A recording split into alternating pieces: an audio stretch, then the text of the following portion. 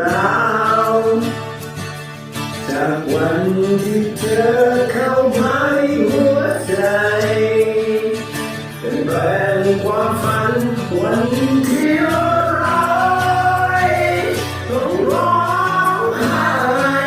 และเสียใจรู้ตัวเปล่าเธอเขียนเรื่องราวชีวิตฉันไหมแต่งเดิมละครตอนที่ขาดหายเธอทิ้งไปให้เฝ้าคอยหากเปลี่ยนแปลงชีวิตฉันอย่าทิ้งไว้กลางคันจะจบวันแค่ไหนฉันยังไม่เข้าใจวันแรงก็บทสุดท้ายเป็นกำลังใจ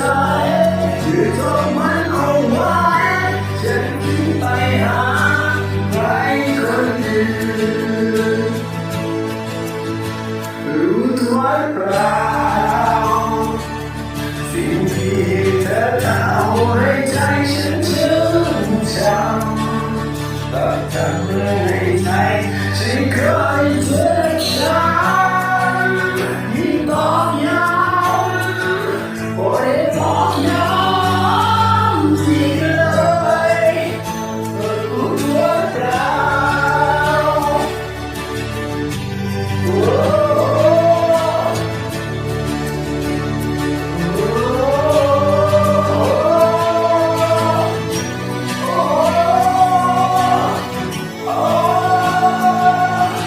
อ้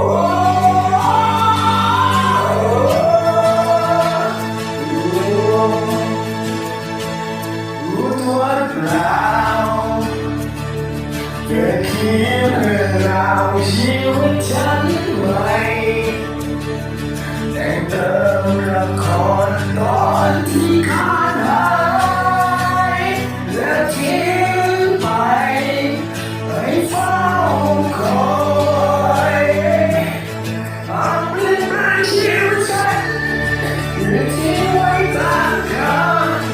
แต่จบวันแค่นั้นฉันไม่เข้าใจหัวใจเธอบทสุดท้ายที่ไม่เป็นดังใจจบมันเอาไว้ที่ฉันไปหาใครคนอื่นรู้ตัวหรือเปล่าสิ่งที่เธอเล่าให้ใจ